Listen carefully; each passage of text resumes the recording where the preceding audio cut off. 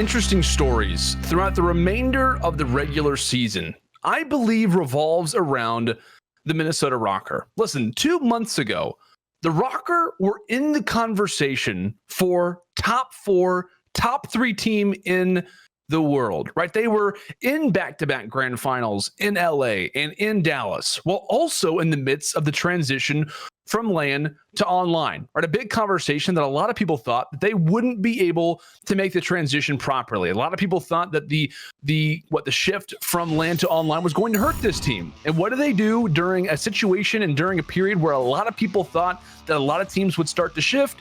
They were the most consistent team, right? They were the only team that at the time was starting to figure out the Atlanta phase, right? They were taking down the Empire, a roster that had been causing them problems all year long. It was a team that knocked them out at the event prior. And since that point, right, since the loss to the Mutineers at the Dallas home series, the Minnesota Røkkr have never been the same. Listen, that was the Røkkr's event to win, right? Do we all remember that? I said that. People in the community thought that this had to be their victory. I was someone who brought it up. I was constantly thinking that coming into this final versus the Florida Mutineers, that this has to be theirs, right? The community got their congratulation tweets ready when they saw the Røkkr were lined up in the grand final versus the Mutineers, right? They were the heavy favorites. And not only did the community believe that they were winning this after they beat the Empire, the roster that prevented them from winning the event previously, but I believe that the Røkkr players were very convinced about this as well, right? They believed that they finally were going to accomplish something that at the start of the season, nobody thought they would. This roster that was supposed to be coming into the season based on preseason power rankings, a roster that was supposed to be top 8, top 10, was beating fan favorites with players that were by no means marquee players coming into this year, right? We can look at the team now and say, oh yeah, they've got this high-level player, they've got this high-profile player. Coming into the season, there were a lot of people that said, roster on paper, it's fine, but you've got this player coming off of a difficult season, right? Let's just go over the players quickly. Alex, an incredible end to what was World War II, had a shaky start to Black Ops 4, and then ends up going on to Reciprocity to play alongside and to be the second fiddle to what was Dylan's show, right? Dylan's show out on Reciprocity. Everybody played second fiddle, and Alex is one of those guys. Asim, right? A rookie that got a chance to join FaZe after being a high prospect on FC Black. Has good moments throughout the year, but never really has a major breaking point, and ends up finishing top 16 at Champs. And a lot of people weren't 100% sure if he was going to get a starting opportunity on a CDL team. Goddard X, right? A player that really started to kind of find his groove toward the end of Black Ops 4, finishes 4th at Champs under Enigma 6, but many thought, where did this guy come from, right? Was this spurt a one-time thing? Could he be consistent in multiple titles? Well, he was definitely a player that had a spotlight on him. It wasn't a guarantee that this guy was going to be leading rosters the way that he started to toward the end of the year and the title previously. Silly, right? The only real stable force on what was an incredibly shaky and roster change heavy season for Team Envy, right? A roster that was composed of the defending world champions from the season prior. A team that had struggled and added pieces last second to later see a top 16 finish at Champs, which was Envy's worst Champs placement in the organization's history, right? A player that was also a part of that was Assault, right? A year previous, becoming the World War II Champs MVP. Right? People start to forget that. People have forgot that the year leading up to Black Ops 4, this guy was the Champs MVP. He was the reason why Evil Geniuses saw the incredible run that they had made, right? The very next season gets benched to later come back onto Envy to try and fix the rest of the season, which, like I talked about, leads to a top 16 finish at Champs. This was a roster that instantly, in this season, instantly when we entered into franchising, instantly when Modern Warfare hit, they started to exceed expectations. A team that many started to call the most consistent, the most stable, one of the best staff, right? The best teamwork, and a favorite to win titles. However, no longer is. And I believe that the moment that set them on this recent course was the fact that they were so close to winning, right? They were so close to finally accomplishing something that nobody thought they would at the start of the season, right? It went from nobody thought they could to everybody would be surprised if they didn't. And at the last moment in the final series where they could finally do what they had been trying to do all season, they fell short. And that is why I believe this event will define the rest of the Røkkr season. Because I realize that saying a team is at a low point after 2 bad events sounds very premature, right? I totally understand the way that sounds.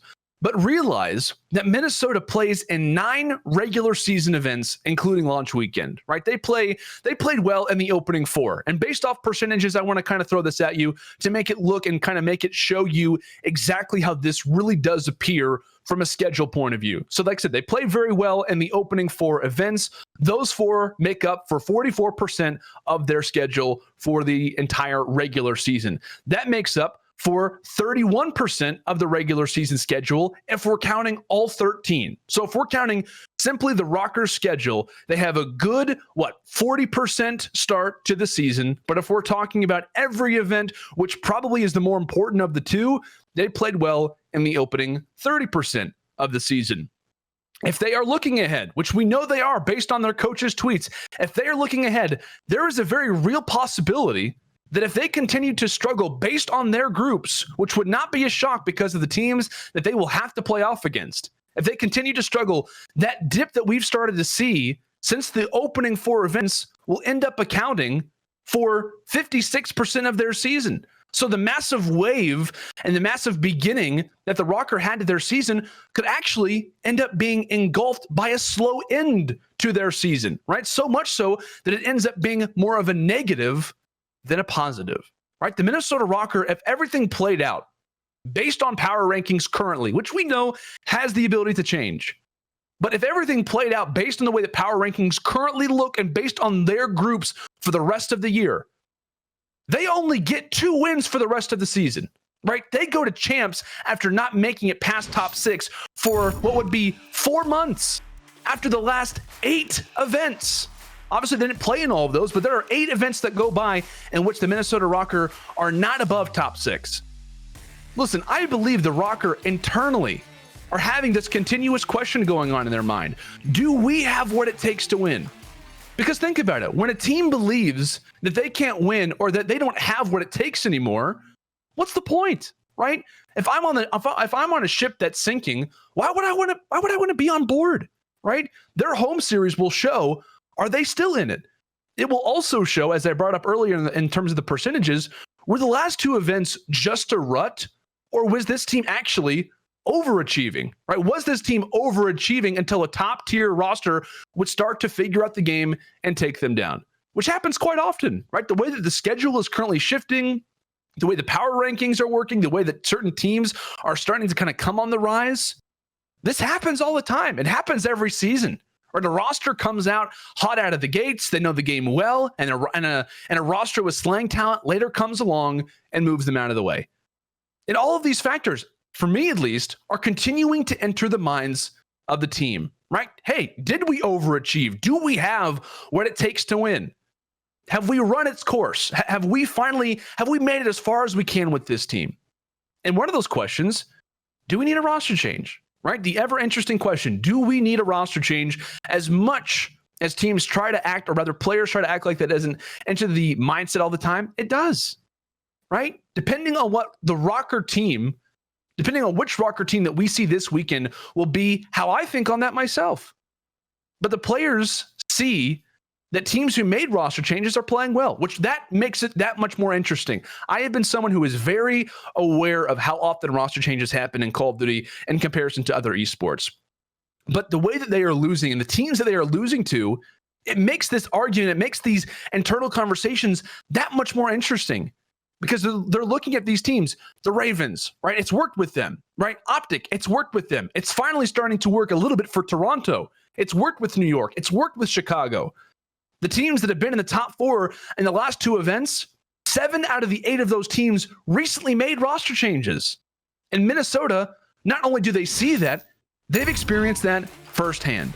They've lost to the new Toronto. They've lost to the new New York. They've lost to the new Chicago, and they lost recently in the rematch to the new Optic team. Not only are they seeing teams elevate, they're losing to them, right? And I think that based on a number of different things coming in to this home series, right? The meta, we're talking about that. That very much has the ability to help this team out. But they have to realize, and the entire community needs to realize, these groups that they're going to have, even if the meta starts to shift more in their favor, are still not going to be easy. Not only do we need to see an improved Røkkr, but we need to see the old Røkkr, because for that team, this schedule also wouldn't be easy.